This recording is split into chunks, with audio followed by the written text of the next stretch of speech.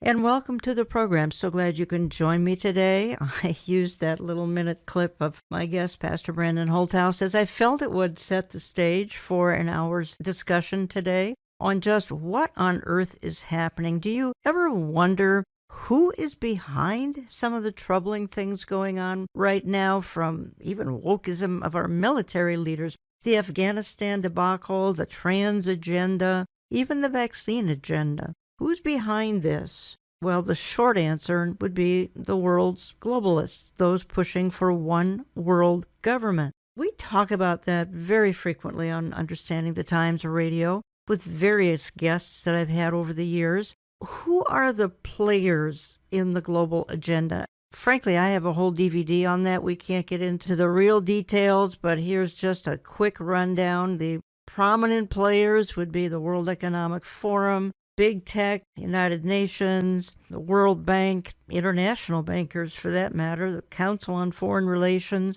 the Trilateral Commission, the Bilderbergers, those pushing Agenda 21, which quite frankly is set aside now for heading into Agenda 2030, though I think that Agenda 2030 has been moved up to just a couple of years out now. And then last on my short list, but not the least, would be the Green New Deal pushers, the whole environmentalist climate change people, which I believe this is going to be the religion of the New World Order. The religion of the globalists would be the Green New Deal. So these are just some of the players on the scorecard today.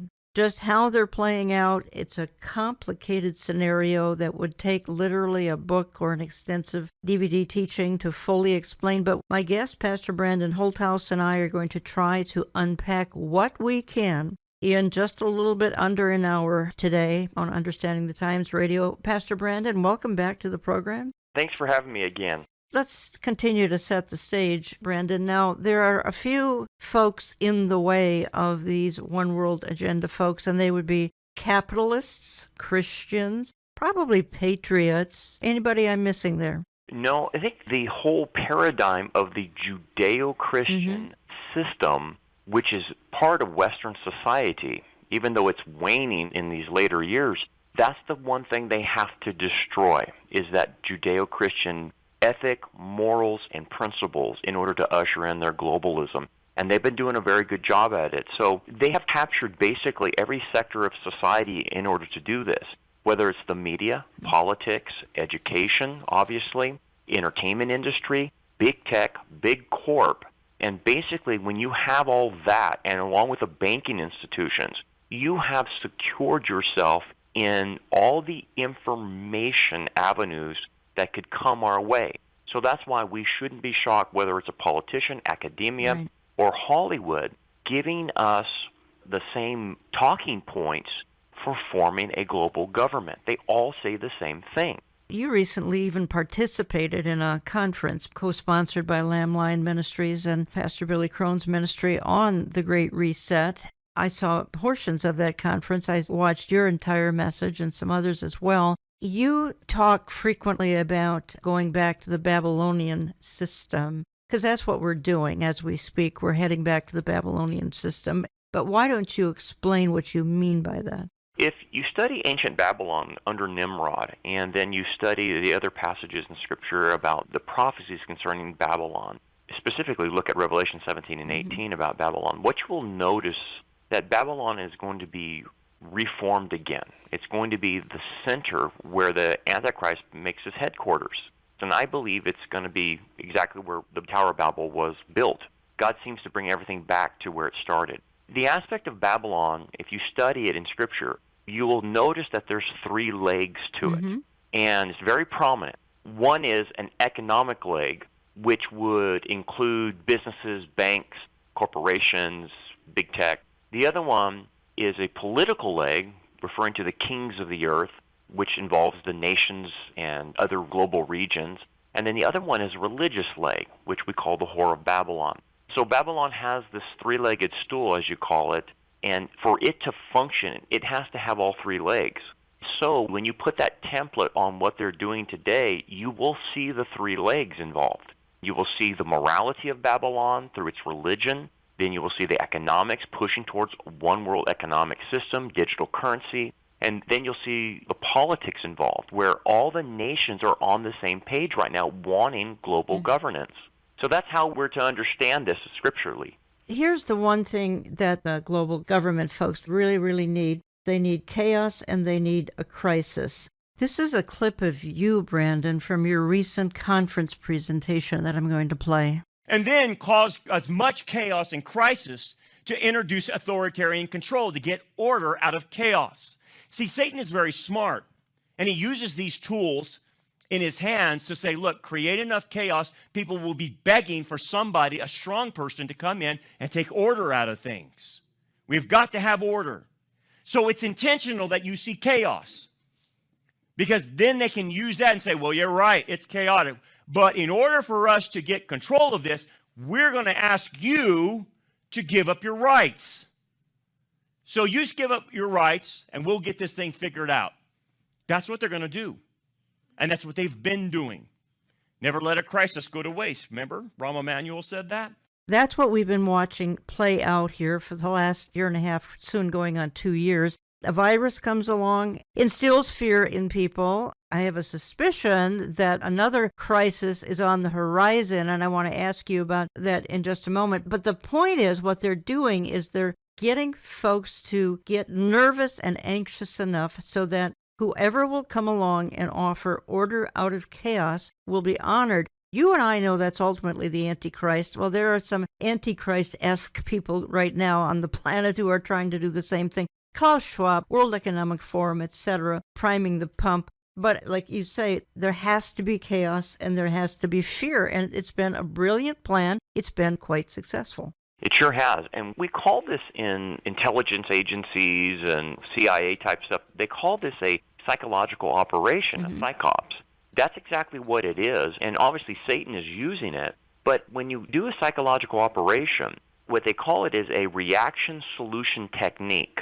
That's the technique. And that's what they've been perpetrating. So you cause a crisis, the people are going to have a reaction, and then you offer the solution. Yes. But in all the solutions is to take more freedoms from the individual for what? Peace and security. That's right. And that's a phrase we know from the Bible that Paul talks about in 1 Thessalonians 5, that when they say peace and safety or peace and security, then sudden destruction comes upon them. That's what they're using. Hey, we will give you peace and security, whether that's financial, health, chaos in the streets. We will give you peace and security, but you have to give us That's right. some of your liberty. And that's the game they're playing. And what we have watched, and this has been very upsetting, is watch people give up their liberties that people died for in our country in order to have their so-called life back. Talking to Pastor Brandon Holthouse, he pastors Rock Harbor Church in Bakersfield, California. And you can find more information at his website, rockharborchurch.net. I had the privilege of ministering there on a couple of occasions. This would have been a year ago now. Brandon, so the point is nationalism has to go. And of course, we know the ultimate nationalist was former President Donald Trump, and replace with global citizenry. That is what the agenda is as we speak. Yeah, it sure is. And you can see from Scripture, when God divided the people from the Tower of Babel, he did it through language, and he divided them up into nations. So since then, we can see God wanting individual nations. The old marker of that is language, culture, borders. Yes. And that's typically how the Bible defines a nation. Israel's job was to reach all the nations. So national sovereignty is a biblical concept. Borders are a biblical concept. Language is a biblical concept. But now what they're trying to do is erase borders, erase language, and erase any type of patriotism you would have towards your own country. And calling that racist or xenophobic. That's why we're now seeing no borders, a porous border where people just pour in, because what we're seeing is a replacement of national sovereignty. This happened in Europe. They had a great replacement, and now it's happening to the United States. Yes.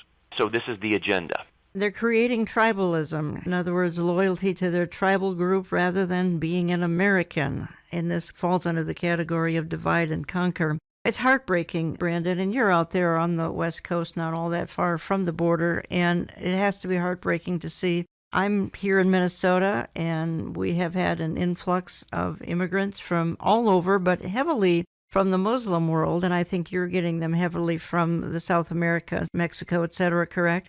Yeah, and what it's done is America was supposed to be a melting pot. So you come here from any place, we're open to immigration, but you have to assimilate.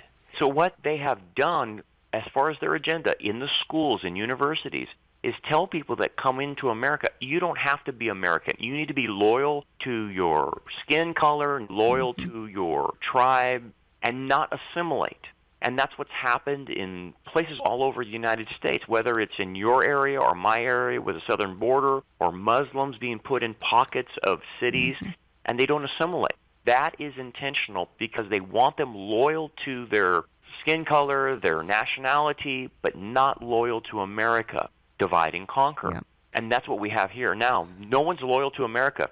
Correct. That would be the goal eventually, yes. This is the plan being perpetrated by the World Economic Forum, the world's globalists. Brandon, when you had your conference on World Economic Forum, this is a few weeks ago now, and I believe this was at Pastor Crone's church, and I think each speaker presented a various angle on the World Economic Forum. And as I said earlier, I watched as many as I could. It was excellent information. In your lifetime, did you ever expect to see the rise of what we're watching? We're watching the rise of this end-time rebirth of the Babylonian system, the effort, again, Nimrod tried it many thousands of years ago, but here we're seeing the world's globalists try to perpetrate a new world order, but it's not God's new world order. I think it caught a lot of us by surprise. It did me. Because we've always known about a global government that would form in the tribulation. But I think what caught us off guard a little bit was how much of the setup would happen during the church age. During the church age. And we're seeing an alarming amount of setup. We're having to readjust our perspective on there's a shadow being cast over the church age, and we're watching a lot of things we didn't expect to happen. So when I'm doing a conference talking about the political aspects of the Great Reset, I never dreamed I would have to go that deep into being able to try to explain what they're currently doing. Because a lot of us just said, man, that's going to be in the tribulation. Yeah. We're not going to see a lot of that. But here we are. God's giving us a heads up. I think He's also giving us a reminder that it's absolutely later than we could possibly imagine. I'm heading here into a related topic, just a little bit different, and I referenced it minutes ago, and that is the religion of the New World Order, which is going to be the green agenda and the whole global warming, climate change, as though man has the ability to change climate, which is laughable in certain sense. There's so many verses in the Bible that God alone controls the weather. Nevertheless, this whole idol of ecology has come along in the last 40 years. I'm playing a clip of you right now because you made reference to For the Sake of the Planet, and it's a roadmap to build a climate-resistant economy, and it's a 40-page report that's online. I'm going to have you tell us where it is online here in a moment, but I'm going to play. It's 2 minutes, and then I want to come back and I want to discuss it because I personally feel that this whole green agenda is just huge as it is setting the stage for the Antichrist and his empire and worshiping the earth. Now you have the Biden administration that's like rubber stamping everything the globalists want, everything that the reset, the Davos people want. So basically on Friday, the Great Reset people and the UN just received their support from the United States. And now, basically, the United States is going to be implementing this economic framework. This is pivotal. This is a crucial moment. This is where you're seeing goodbye to capitalism, okay? And basically, they're going to reset the U.S. economy to be an economy based on a fake issue, global warming, and it's going to be a resource economy, okay? So, again, what does the World Economic Forum want? What does the Great Reset want? It wants to take away, ultimately, everybody's ability to own private property, okay? And that's why they say in the Great Reset, you won't own anything by 2030.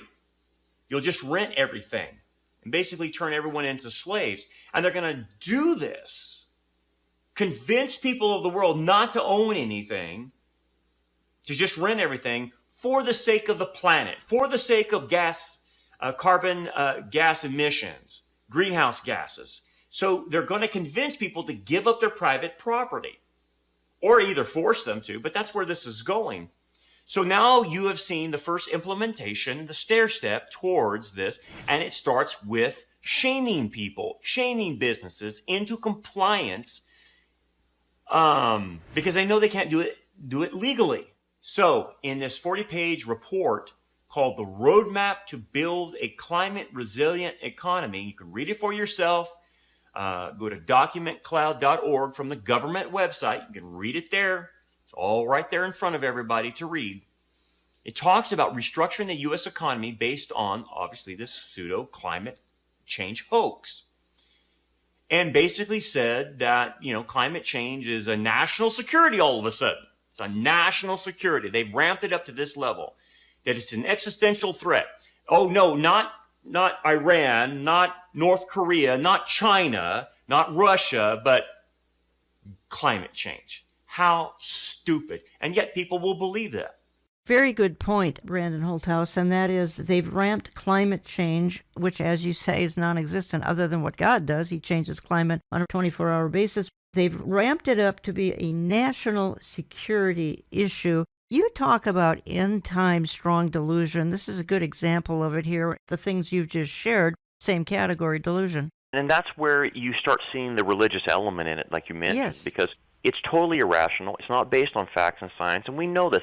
We've known that man-made carbon emissions doesn't affect the environment, and we've known that for years. The whole thing has been debunked, so they had to change it from global warming to climate change and blame everything on man's carbon emissions. It's a hoax, but nonetheless, what you start realizing is this has turned into a religion.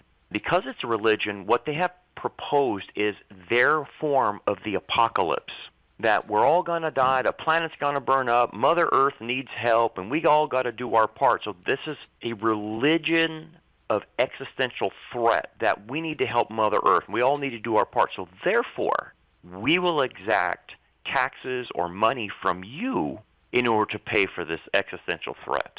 This is why Biden got us back into the Paris Accords, where we send billions of dollars to be redistributed to third world countries, because we got to pay our fair share. But eventually, what's going to happen, they're going to use this on an individual level because of this religion. They're going to say, hey, look, we have your credit card, your gas card, and you've driven too much this month, so we're going to stop you and your ability to get gas for your car. That's where it's going. It's even going to come to buying things.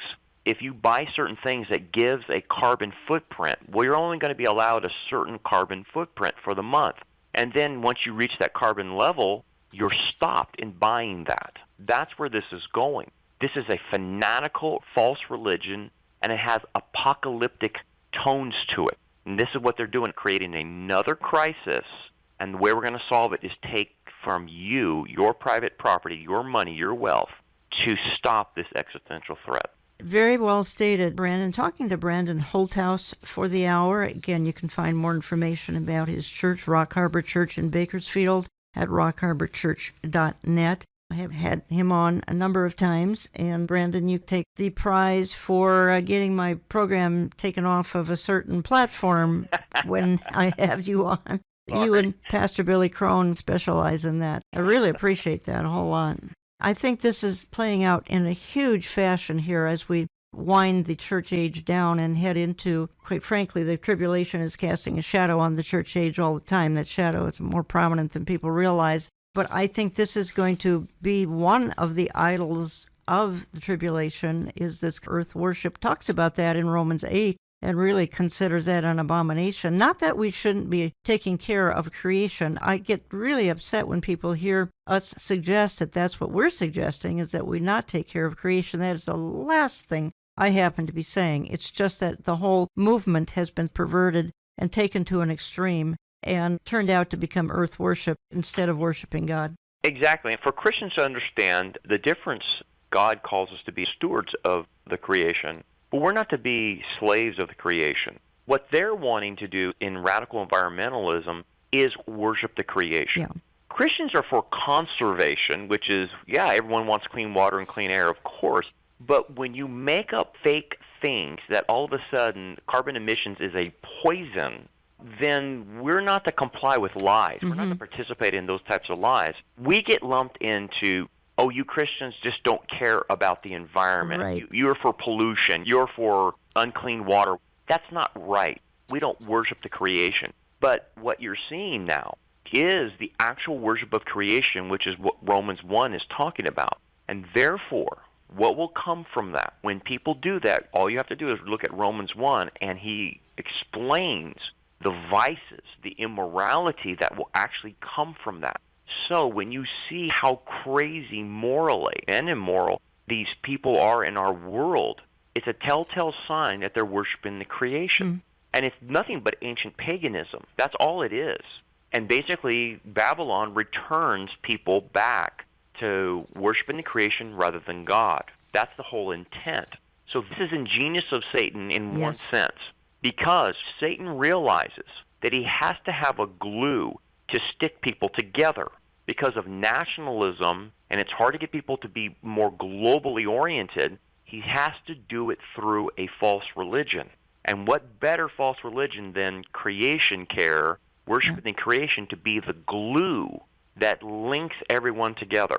Right. And what's troubled me is even in the last 10, 15, 20 years, I've seen evangelical outfits form these ecological organizations. And again, it's fine to encourage us to take care of creation. I have no problem with that whatsoever. But what I'm seeing, Brandon, then the pulpits that are behind this are preaching ecology instead of you must be born again. And these are evangelical outfits. It's not your normal mainline Protestant liberalism. It's evangelicals preaching ecology over you must be born again. So it's more signs of the times in Laodicea. It sure is, and we're seeing more and more of that. And here's the scary part. We're going to see even more because when they start mandating this from the government, and we're going to see imperialism happen in the United States where the UN is telling us what to do and taxing us.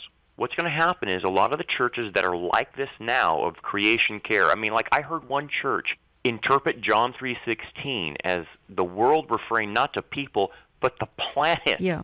God so loved the planet. Yes. And it's like, okay, man, you're out of your mind interpreting it like that. But that's what they do. Or I saw another church have an altar call. And the altar call wasn't to get saved, but the church had put up barrels of dirt That's right. in the front, and they asked people to come forward, grab a handful of dirt, and make your promise that you're going to do everything you can to save the planet.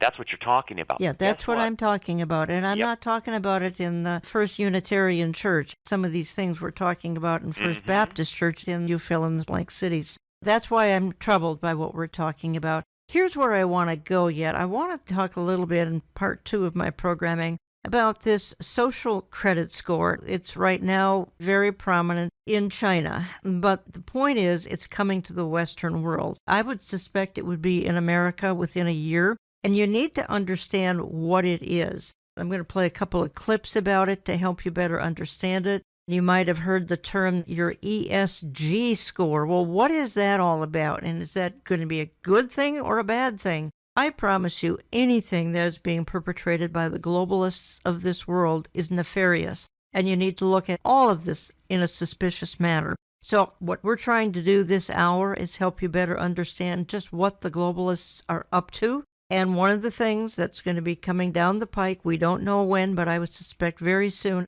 you will get a social credit score. What does that mean? What will that allow you to do or not to do? Just how is that going to affect your day-to-day living? Because it will. And you'll hear how it's affecting those in China as we speak. So I'm going to get into that as soon as we get back. I'm going to take a very short time out. Back in a minute or two. Don't go away. What is the Great Reset? Obviously, there's a couple things I want to mention. It is the World Economic Forum's name for it, the UN's name for their goal of creating the globalist system, a one world government, one world economy, one world religion. Pretty easy to understand at the base level, but that's what they're attempting.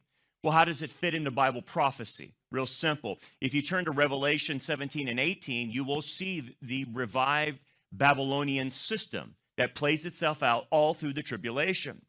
And then just to use this verse, Revelation 18:3, it says, for all the nations have drunk the wine of the wrath of her, the whore of Babylon, the religious aspect of her fornication. The kings of the earth, that would be the politicians, the leaders, the globalists, have committed fornication with her. And the merchants of the earth, the businessmen, big tech, big corp, have become rich through the abundance of her luxury. So there's the key aspect. There's the three-legged aspect of the Babylonian system.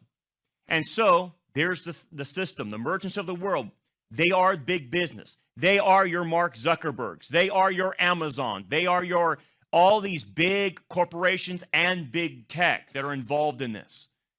Blackstone, other kinds of major corporations, international corporations.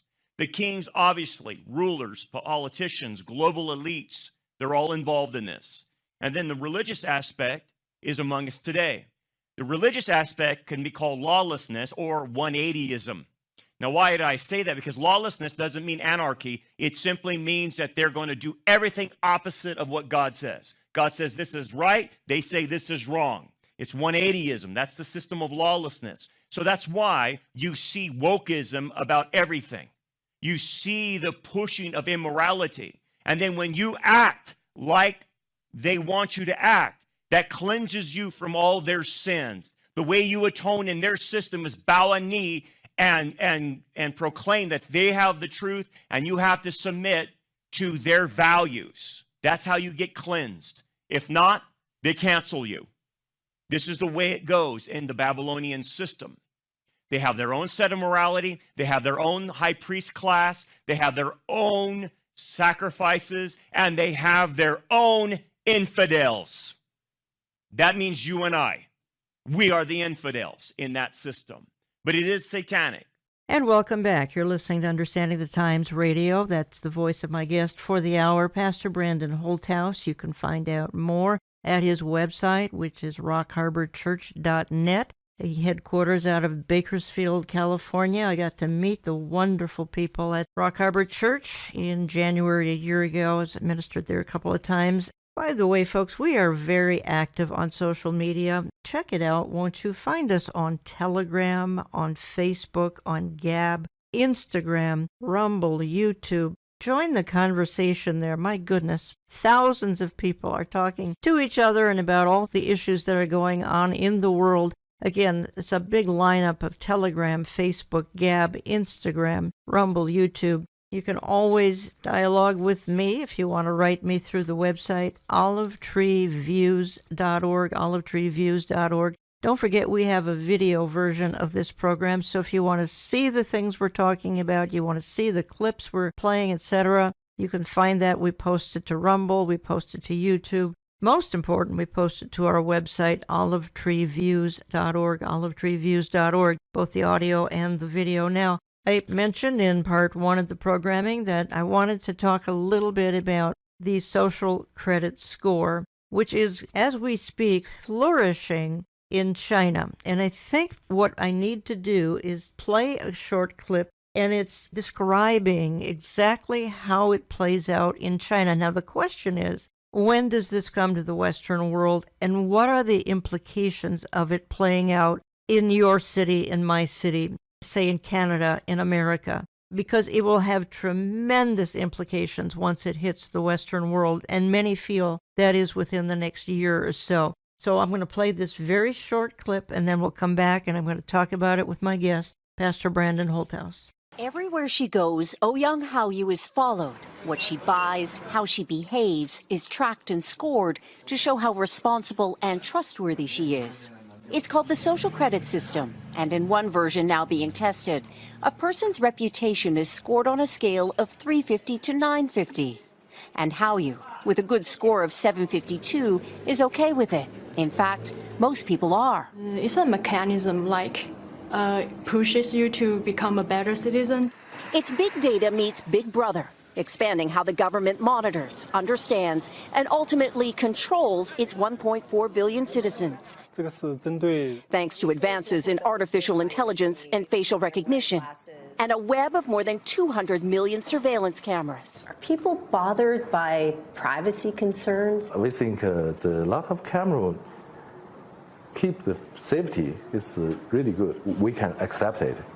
Companies are experimenting with the algorithms to help the government create the new national social credit system. The government also has pilot projects. In one, citizens are required to do hours of unpaid work to get benefits. And scores are docked for things like littering, a messy yard, gossip, even jaywalking. Video of offenders is shown on the local news. And information collectors like Zhou Ai-ni are paid to report on their neighbors. Her quota, 10 entries a month. Like the man who carried a drunk person home. A good deed, she says. Good social credit gets rewarded with perks like cheap loans and travel deals. But a bad score means public shame and worse.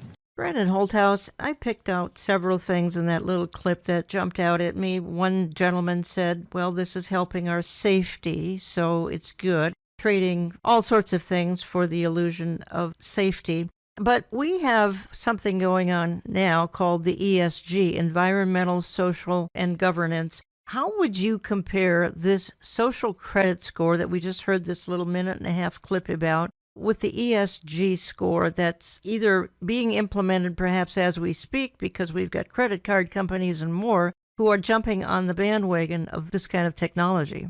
I think when you saw China's social credit score, that was the prototype. Yes. For what they wanted to use globally. What they have come up with is what you call the ESG score, the environmental, social, and governance. That will be what your reputation is based on. And they have already gotten all the international banking and most of the national banks here in the United States on board on this, that they will be implementing ESG scores. Now, right now, it's not on the personal one-on-one level, but the stair step is this. It's at the banking level and who the banks do business with. And this is critical to understand. They can't legislate this, so they have to do it through the corporations and banking. And basically it works like this. If a bank is ESG compliant, then it will only give loans to other companies who are also ESG compliant. You will only do business with other companies who are ESG. If you're not, you're shamed and you're told to explain why are you not ESG, and you're outed from doing business with other people. So this is how they're going to do it on the business level. But eventually it comes to the personal level. And the personal level is going to hit us like it's hitting people in China. And if your environmental score, your social score, and your governance score is not adequate, here's how it will eventually affect you. You won't be able to go to certain schools or colleges. You won't be able to take out certain loans from ESG-compliant banks. You won't be able to purchase, buy, and selling certain things, particularly things that could help you, maybe food or even protection through buying guns and ammo. If your ESG score is low, you won't be able to travel. This is what happens in China. They can't use the bus, they can't use the railway, and they can't fly. This is all coming on a personal level faster than what people know. It's at the banking level right now. It's at the corporate level, but it's coming to a customer near you. Please note, you won't be able to buy or sell without a good social credit score. Folks, this is apocalyptic. So big corporations are all in, and perhaps conveniently, some middle-class mom-and-pop stores have been put out of business because of the pandemic and other reasons as well. Middle-class businesses are struggling. Tens of thousands are going out of business as we speak. Are they even going to be a player? Or if they don't go along with this, will the balance of them be put out of business? Yeah, the whole deal is about this. This is why corporations complied with this in banking. They said, look, the smaller businesses, the medium-sized businesses are not going to be able to comply with this. Because as far as governance is concerned, you have to have boards and leaders and managers and supervisors not based on merit, not based on experience in the industry, but based on the sexual orientation of the individual, the skin color, other wokeisms that you have to have on your company. Most companies can't do that because it'll destroy them as far as their governance is concerned. As anyone would know in common sense, you're going to run a company, you want the best people. You want them based on meritocracy and education and experience. But now they're saying, no, you need to have a percentage of this type of individual, that type of individual, and that will destroy business. So basically, here's what the game is: to put small business and medium businesses out of business so that the big corporations monopolize the entire market. That's why these corporations and banks are willing to comply, because they're able to make billions of dollars through this. So that small business goes out of business, but That's big right. business continues to prosper and doubly prosper. That's right. So the big businesses are willing to take a little hit now, but for big money later when everyone goes out of business. I'm going back to the social credit system again. That's in China. Tell me, where is the ESG system right now as we speak? The ESG system is at the banking level, the international banking level. So if you bank at a particular bank that does business overseas, just simply ask your own bank, do you comply with ESG scores? And they'll tell you. And a lot of the banks already do. That's where it's at that level. It's not going to stay there. The goal is to get it to one-on-one, to affect the individual to be compliant. And so here's what they're going to be able to say. Well, we're not putting any laws on you. This is not coming from the government, but your bank requires it. So if you want a home loan, you better be ESG compliant if you want this home loan. And if you're not, then we can't loan you the money. I'm sorry.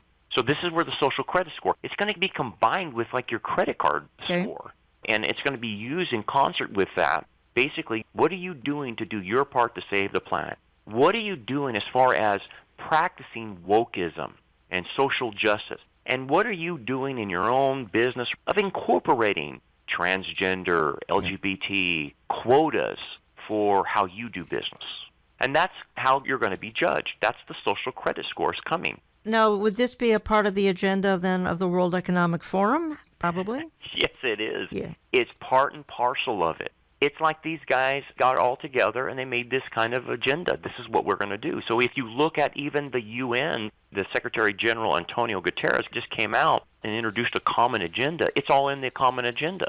Yeah, I want to go there because that's actually something in my notes I was going to bring up. I looked it up. Our common agenda. UN head Guterres proposes a 2023 summit of the future in our common agenda. Let me just read a paragraph about our common agenda. It's everything we're talking about here this hour, folks. And they say, promoters of our common agenda, this is being targeted for 2023. Well, we're almost at 2022, folks. They say this is a critical year in signaling whether we have a global community or a tribal planet. It will tell us whether individually and collectively we look to physical, political, and social borders as defining self-interest, or whether we have the willingness and find ways to go beyond. We need to recognize that the better choice is all of us coming together and doing common cause to prevent and contain the economic, social, and political viruses we all face. This is where our common agenda, a major United Nations report, comes in,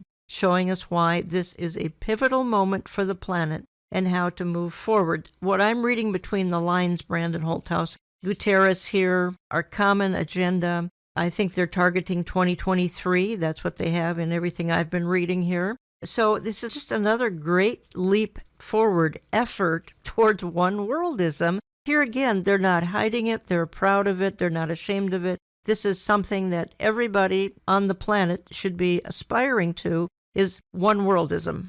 Yeah. Anybody can read this. You just go to un.org and look at Common Agenda, and it's there for anyone to see. And they actually tell you, just like you're saying, they don't hide this. They tell you, when you read all these points, they have like 12 points. The ESG score that you and I are talking about is embedded in all of this. Because what do they want? They want more teeth, more legal ability to force these UN mandates on other countries for what? Sustainable development, climate action, inequality. That's the wokeism stuff. Sexual discrimination, racial discrimination. There's the critical race theory. There's the transgender LGBT movement. It's all embedded in this. And they want to push this on through imperialistic mechanisms onto other countries, which, Jan, goes right back to what the Roman Empire was doing. It's imperialism. So you and I one day will be in the United States. We're not raptured anytime soon. And we're going to see imperialism coming from the UN telling us about our ESG scores and docking us money and taxes in order to pay for all of this. At one time, it seemed, Brandon, that the target date for a lot of this was 2030. There's even Agenda 2030. I think they were aspiring to have a global change in 2030. I'm wondering if this has been ramped up a whole lot. Now I'm reading 2023. That's what this agenda we're talking about here. Our common agenda, the goal is 2023. I'm just wondering if the globalists have upped the ante and moved the date much closer to us than 2030. Do you get that impression? I do, and the test case of where I'm getting my impression is the last 2 years. Yes. I think they saw with the pandemic how easy it was to maneuver this. Okay. And I think they used that as a template saying, well, let's just get everything accomplished because people are just taking it. People are just not fighting back. Oh, yeah, there's a few protests in here, but by and large, most people are not pushing back on this. So I think the last 2 years is the way we have to view this. Therefore, they have kicked this thing into high gear, and they are going for it. So I believe things are going to develop faster than what people think. I think you're right, which is a good word of warning to my audience. And I think what we need to do, Brandon, is spend just a moment here. We've spent 3/4 of a program with some kind of bleak news, and I think we need to present the more encouraging angle to all of this. Of course, the thing that leaps out in my mind when it comes to the positive angle is all of this is a herald of his coming. All of this is reminding us that the tribulation is just over a fence post. You can almost hear the hoofbeats of the 4 horsemen of the apocalypse. And you and I believe in a pre-tribulation rapture. The church is removed before all of the terrible hell breaks loose. That is certainly forming. But you go ahead. I'd like you to encourage my audience as well, and I know you do that very well. One of the things we have to keep in mind as prophecy students is we're going to have a bittersweet element to prophecy. Just like when John was told to swallow the small scroll in Revelation 10, it's bitter to watch all this happen to our world. It's horrible to watch. But at the same time, there's a sweetness about it. The sweetness is God is allowing this to head to the tribulation to get his son on the throne and to rule for 1,000 years. Yes. That's what this is all about. So we're getting closer to Jesus' ruling and reigning after the second coming. It also signals to us that we're getting closer to being taken away in the rapture. When I look at this, yeah, there's that bittersweet element, but you got to keep the sweetness in mind. We're closer to seeing the Lord. Then what we need to do from all of that with the bittersweet element is to understand this is supposed to prepare us. Prophecy is to prepare us, not scare us. And therefore, how do I prepare, Brandon? Well, if things are going to escalate with birth pains becoming closer in time and bigger, I need to prepare spiritually for that. Well, what do you mean? It means that I need to be about my Father's business. I need to be working and finishing well. I need to be able to cross that finish line and give it everything I had until we're taken home. It's not a time to surrender. It's not a time to sit on the spiritual couch and do nothing. It is time, and the urgency calls for us to get out, evangelize, disciple, be a watcher on the wall, and be the warning. Now, people will say, well, what's the point, Brandon? It's just going to end in the tribulation anyway. What's the point?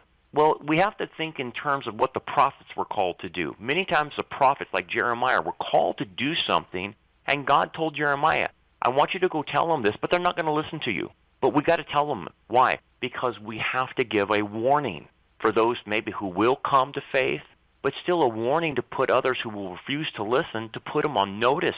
God is gracious in getting these warnings out to people, and he knows whether they're going to hear or not. But that's not our job. Our job is to warn. So we have a job to do. We have a mission to complete. And so our mission's not complete until we're taken home. So the encouraging part of this is we were all called to such a time as this, so we need to get active. We need to be about what God wants us to do and finish well and fight the good fight of faith.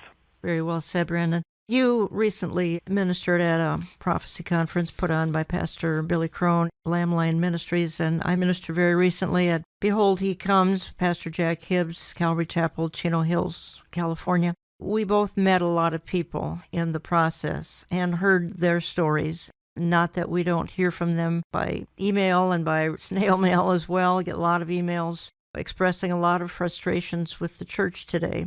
And it would seem that the church today, not all, we certainly know there are good churches out there, and just thrilled whenever I get a note saying I'm a part of a wonderful Bible preaching church, and it even talks about the fact that the King is coming. But they are in the minority.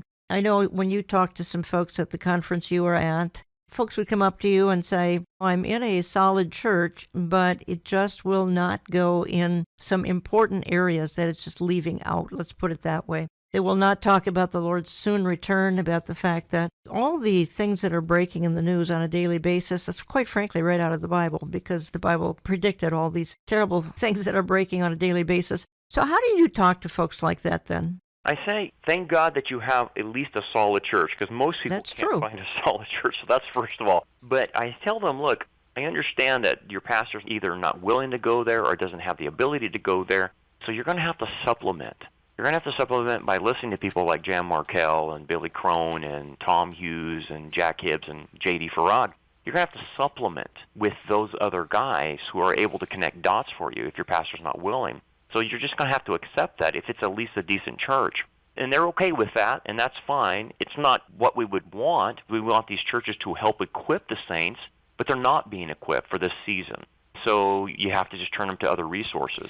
But you are doing some networking, and we talked about it last time you were on air with me many months ago now. You are helping folks to find some churches. I think they can even email you, and you'll try to get them plugged in. Why don't you give yourself another little bit of promotion about that for the sake of those listening who really need some direction, and perhaps Rock Harbor Church can give them that direction? Sure.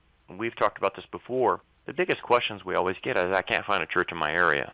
So what we decided to do is try to help the remnant, helping them find churches in their areas. And so we have put together on our staff guys who are willing to do some research for these people, to search out the area, at least through online, and see the statement of faith of the churches surrounding them.